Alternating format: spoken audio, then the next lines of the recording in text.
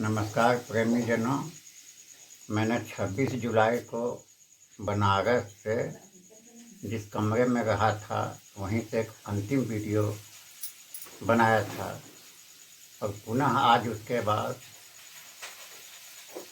दूसरा वीडियो बना रहा हूँ कि जो 1 महीना का गैपिंग रहा, इस सफ़र का मैं संक्षेप में आपके सामने रख रहा हूँ। सर्वप्रथम 26 तारीख को जिस दिन कोविड-19 का मेरा चेक हुआ था, उसके बाद 28 तारीख को बुलाया गया, तो संडे 27 जून को एक दिन मौका मिला। उस दिन हम लोगों ने काशी विश्वनाथ का दर्शन किया, गंगा जी में स्नान किया और पुनः संकट मोचन मंदिर, तुलसी मानस मंदिर तथा दुर्गा कुंड का दर्शन किया, क्योंकि उसी दिन मौका था।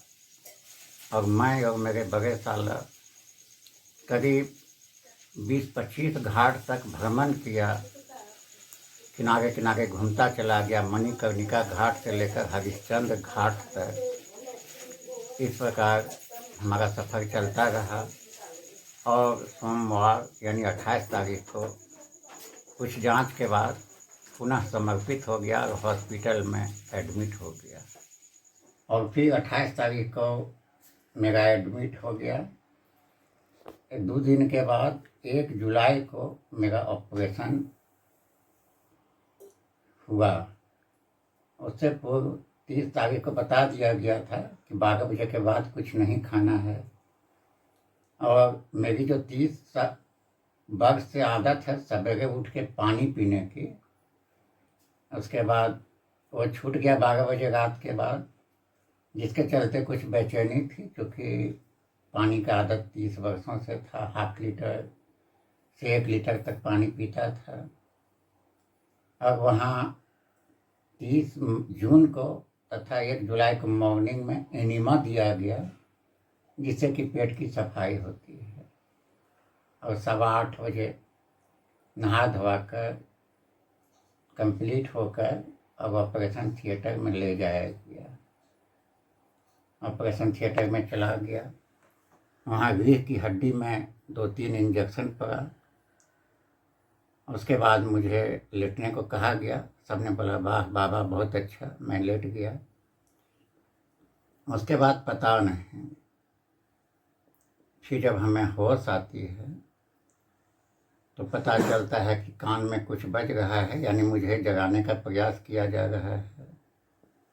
मैं सोच रहा हूँ और जिसमें कुछ लोग एक मेरे बारे में बता रहे हैं, वो लिखवा रही थी कि पेशेंट की हालत बड़ा ही नाजुक है।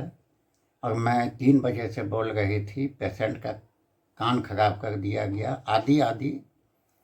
वो विपरीत दिशा में बातें कर रही थी, जिसे हम लोग आम भाषा में बोलते हैं कि मरने के पहले भूत बना दिया गया। उसके बाद जब मुझे होश आया, लगा कि मैं समझ पा रहा हूँ, सुन पा रहा हूँ, तो मैंने पाँव हिलाने का कोशिश किया, मगर हो नहीं पा रहा था। फिर सोच रहा था 2 मिनट बाद अच्छा कोशिश करूँगा, फिर नींद आ जाती थी। हाथ हिलाने का कोशिश करता था मगर हिला नहीं पाता था। कुछ बोलने का प्रयास करता था मगर आवाज़ नहीं निकल रही थी। तो मन में बहुत सा डर था कि कहीं वो जो आवाज़ की नसें हैं सो कट गई है या क्या हो गया, मैं बोल नहीं पा रहा हूँ। और ये सब के बीच में अचानक मुझे हिचकी आ रही थी काफ़ी ज़ोर ज़ोर से। तब मुझे लग रहा था कि इसी तरह से जीवन और मौत के बीच में मनुष्य होता है और कुछ भी हो सकता है, एक और ज़िंदगी और एक और मौत, और बीच में वो हिचकियाँ। लगता था ये समाप्त हो गई तो जीवन लीला समाप्त हो जाएगी। किंतु फिर डॉक्टर लोग ने ध्यान दिया, फिर वो ऑक्सीजन और आईसीयू में लगाया गया। अब आईसीयू में स्पीड बहुत ज़्यादा हो गया था, जैसा कि हमारे पिताजी को भी बोकारो के पास नाम स्मरण नहीं हो रहा है, चास में मुस्कान हॉस्पिटल में किया गया था।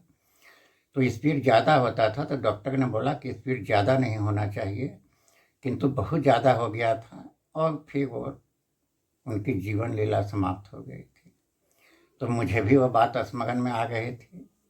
उसके बाद फिर मुझे नींद आ गई। फिर पता चला कि सारा ठीक ठाक है। फिर हमारे साला संजीव जी मिलने आए, फिर सुधरता गया। तो इस तरह से मैं आईसीयू में पहुंच गया। और सबसे गहरा अनुभव जो मैं आपको बताया वो ऑपरेशन थिएटर की बात बताई। इसके बाद चले आइए कि इसमें किन किन की भूमिका रही। तो सर्वप्रथम हमारे जो बड़े साला हैं संजीव कुमार मिश्रा, उनकी भूमिका सर्वाधिक रही, क्योंकि उन्होंने तन मन धन से मेरी सेवा की। और इतना ही नहीं, मतलब जहाँ घृणा का भाव होना चाहिए ये वहाँ भी उन्होंने हंसते हंसते मेरी सारी समस्याओं का समाधान की। इसके अलावा मेरे छोटे साला जो हैं उन्होंने भी जज्बा के साथ वो ब्लॉक मंगवाना, यानी कि और ब्लॉक बम्बई से मंगाकर फिर डॉक्टर साहब का जमा करना और फिर 25 तारीख का डेट लेना, ये सारा चीज़ होता गया। और फिर मेरा एक भतीजा, जिसे वहाँ अमित मिश्रा के नाम से जानते हैं, अब हम लोग इसे बचपन से पेंटर बोलते हैं, तो इसकी भी भूमिका रही। और उन्होंने जिन्हें हमारे सहयोग के लिए भेजा, जिसमें कि श्याम निवास जी और दूसरा शशि जी, इन लोगों ने काफ़ी धीरज के साथ मेरा काम को संक्षेप में करते चले गए और सप्ताह भर का काम एक दिन या दूसरे दिन निपटा दिए। तो इस तरह से सारा कुछ आसान होता चला गया। और मैं फिर उसके बाद आईसीयू में आ गया। और यहाँ से हम लोगों को आने जाने का सफ़र में जो है, तो मेरे बड़ी सर है यानी संजीव कुमार मिश्रा की पत्नी, वो नाश्ता या रास्ते में खाने का व्यवस्था पूर्ण रूप से कर देती थी, ताकि हम लोग को किसी प्रकार का दिक्कत नहीं होता था। ये सारी बातें हुई। उसके बाद मैं जब अपना बेड पर आ गया तो ये दो बालक यानी मयंक और दूसरा अभिनव इन लोगों ने भी 2-3 दिन बड़ा ही सहयोग किया। और चूँकि संजीव जी का काम था वो डेरा गए थे, तो इन दोनों ने भी मिलकर बड़ा सहयोग किया। इस तरह हमारा सफ़र वहाँ से लेकर हॉस्पिटल तक आया। अब उसके बाद मैं बता दूं कि हॉस्पिटल में इतनी, चूँकि सीट सीमित होते हैं और पेशेंट असीमित होते हैं, हर जगह से कोना कोना से आते हैं, इसलिए उनका जो समस्या हो समाधान हो जाने के बाद वो खाली करा देते हैं। क्योंकि आप आ जाके अपना बैंडेज कराएं या मिलें, क्योंकि अगला के लिए आपको सीट छोड़ देना है, क्योंकि आप एक ही व्यक्ति 15 दिन 20 दिन लेंगे तो फिर अगला कहाँ रहेगा। अब रही हॉस्पिटल में, तो जितने भी डॉक्टर साहब सभी हैं, सभी में बड़ा ही व्यवस्थित ढंग से उन्होंने सारी व्यवस्थाएं की है। और पता नहीं चलता है, क्योंकि सब में मानवता इंसानियत भरा हुआ है। मेरे साथ सब ने जो व्यवहार किया, कोई दादाजी, कोई बाबा, या आदर सूचक भाव से ही सब ने हौसला दिया, सब ने हिम्मत दिया। और इस तरह से मैं ये भयानक बीमारी से निपट कर आ चुका हूँ। और मैंने अंतिम जो आपको दिखाया था बनारस में बटन खोल कर कि देखिए ये समस्याएं हैं, और आज आप पुनः देखें कि ये जो मेरा ऑपरेशन हो चुका है, आप देख रहे हैं यहाँ से यहाँ तक काट कर निकाल दिया गया था। जो गांठें आप सभी मुझे जान रहे थे 11 साल से, जिन्होंने देखा। और यहाँ से फिर वो अंदर से भी कुछ हड्डियाँ भी कट गई हैं।